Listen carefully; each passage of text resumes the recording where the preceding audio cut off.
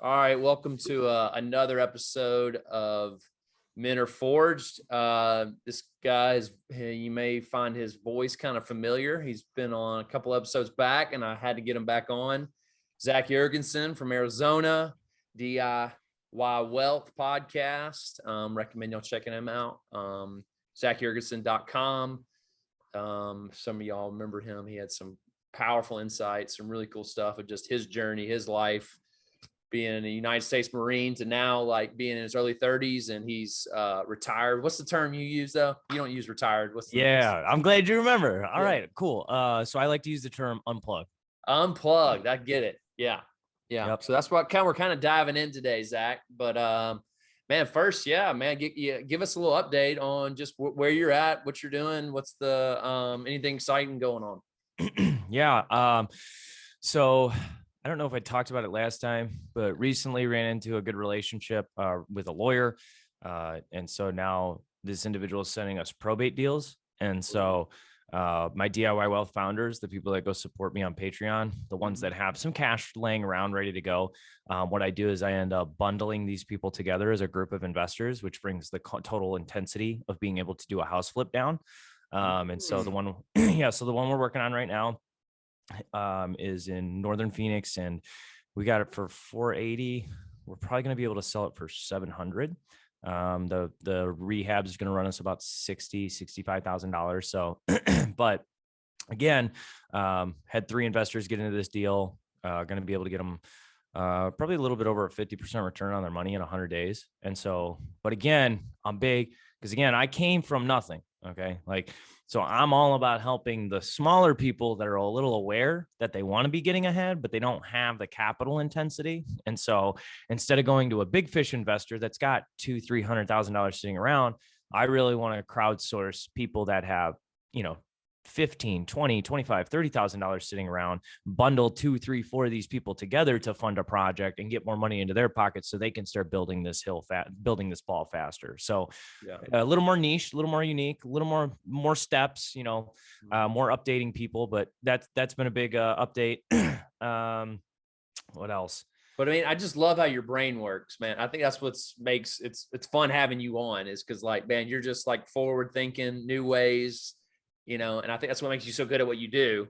And that's why I think you're so valuable to my guests, even for me, is I'm learning something of just like, there's always a way around. There's always a way through. Always got to be thinking a little bit differently, especially when you come from a base of nothing like I did. It's just, if you're going to try and think like traditional people or old money or people that were born into a world where mom and dad can take care of things for you, you're not going to be able to get ahead because you're thinking in that framework. So I have my whole life, I have had to think a little bit differently in order to get ahead. And so I'm just sharing these techniques, these thoughts. And then as I continue to build my little castle, I want to help other people build their castles too. Yeah.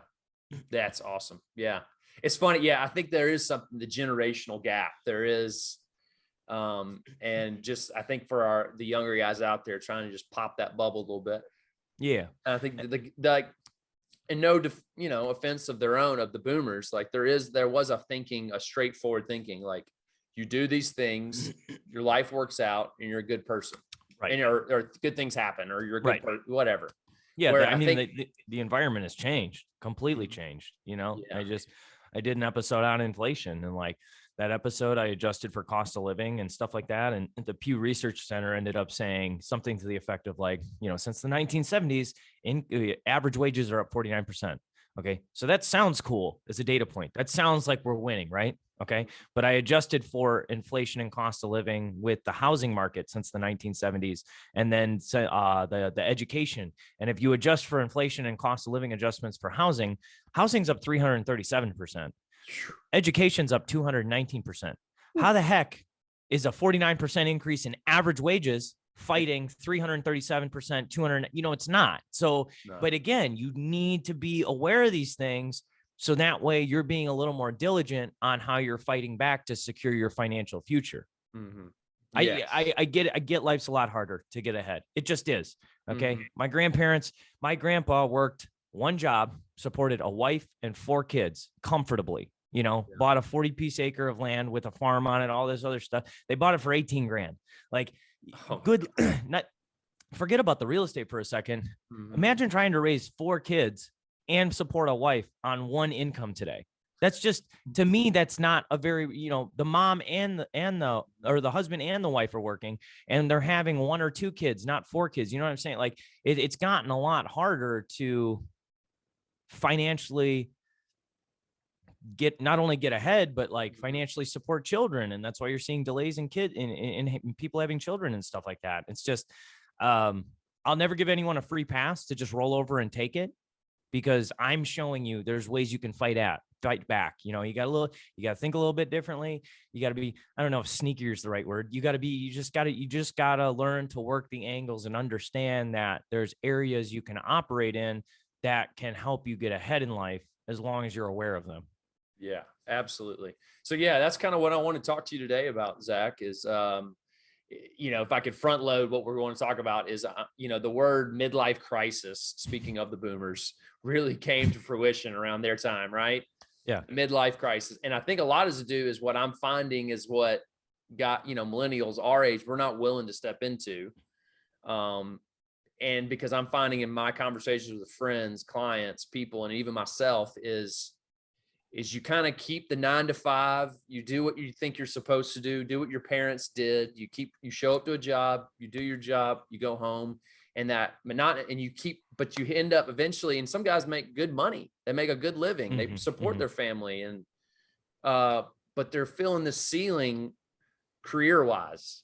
And they're starting to make moves. And most of the guys don't really know how, because they didn't train that thinking, how to think differently, how to think outside the box, innovatively. All right, if I went off and did my own thing, how would I do that? Yeah. And so that's kind of the big question I put to you is like, what is kind of the steps we can start putting in? And maybe let's start step 1 of, what to, if somebody has that thought, all right, well then how do I go about that? So what thought specifically? The thought is all right, I've been, for 10 years, been at the same job, doing the same thing. And okay. So the inflection point is happening today, right now. What's the first step? First step I would tell you is, where do I want to be in 5 years? Yeah. Yeah. So before you even start thinking, I might want to do this, I might want to do that, that's cool. Okay. You might want to do these things. You might want to do those 3 things. You might be successful with it. You might not be successful with it. I don't care about any of that. Where I would start is, okay, I'm aware I've been doing this for 10 years. My job satisfaction's down. My happiness is down. I'm not feeling fulfilled. I feel like there's a ceiling. I'm tired of my industry, whatever the reason is. Okay. You've had this inflection point in your life. Okay. The first place I would start is, where do I want to be in 5 years? Do I want to be in Mexico with a vacation property, living there half the year and doing something else the other half of the year? Do I want to have $3,000 a month coming in? Do I want to have a kid with an extra $2,000 a month coming in? Like, ask yourself where you want to be in 5 years. Okay, now we have a framework to go off of. Okay, regardless of the things you want to be doing, this is where you want to be financially. This is the freedom you want to have. This is the time you want to have. And then from there, we're going to leg it back and set yearly goals. And then I advocate for quarterly goals as well. So yearly goals, quarterly goals, and then the big 5 year, where do you want to be? So let's say somebody wants to start their own business in 5 years. They want to either buy a business or they want to start their own thing. Financially, where do you need to be? I mean, the financial freedom is probably the goal. As most people, that's where they want to get to. I think that's where a lot of you address is like that financial independence. How does somebody get there? There needs to be a realization of your world where like you learn to have enough. And I mean, there's only 2 ways you bring in money. Okay. It's either an income raise or you reduce your spend. Those are both pay raises. Just you're doing it in different ways. So, and even for me, just some perspective and example for people, like when I left my medical device job, that was a lot of money I was making. You know what I'm saying? On top of the passive income I had. Right. But it just got to a point where more work, more expectations, less incentive, less money, less commission. And then I got to a point and I looked at it and I was like, holy shit. Like, I am literally making as much money actively working for this company, stressed out, unhappy, feeling unfulfilled, mental health is tanking, all this other stuff. I'm making just as much money as I am passively.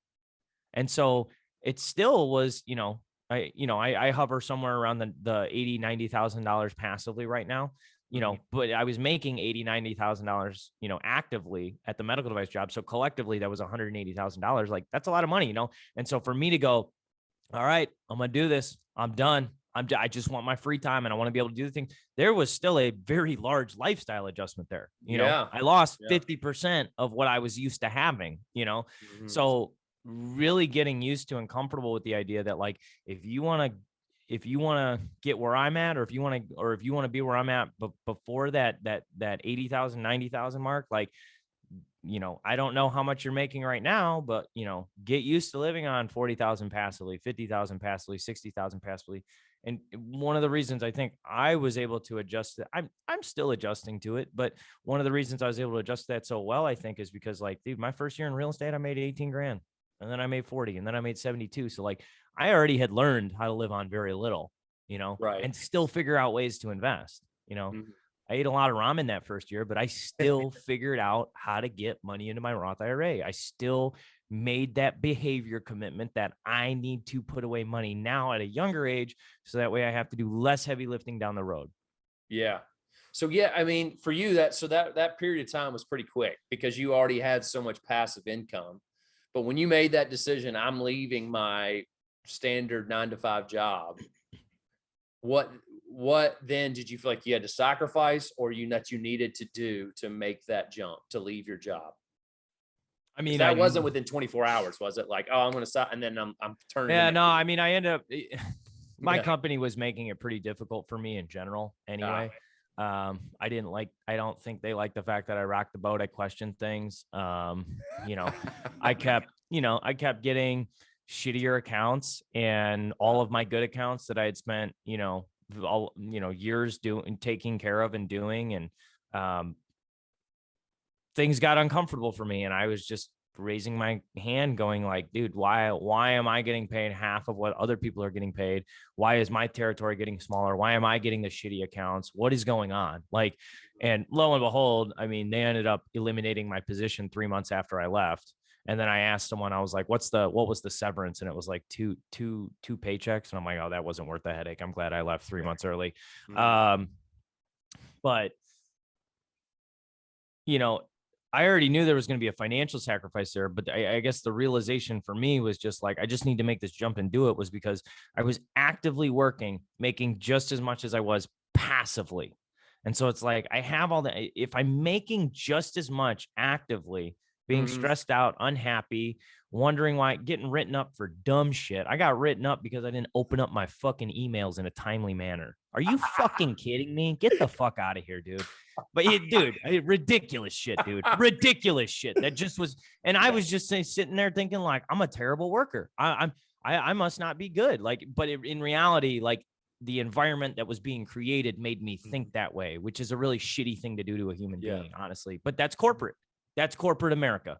But yeah, I mean, the biggest thing was just, I knew I was going to take this financial jump, and I was that unhappy. I'm willing to take the pay cut to get my time back, my happiness back, my freedom back, and be able to maneuver through life with more flexibility. Yeah, that's great. You made me think of, so Tim Ferriss, which, I mean, I'm sure 40-hour work week. 4-hour work week. Yep. Yeah. So he had a great quote. It's like, most people would rather be unhappy than oh my goodness, the just my brain just farted. It happens. Yeah, they prefer unhappy to this than uncertainty. That's what it was.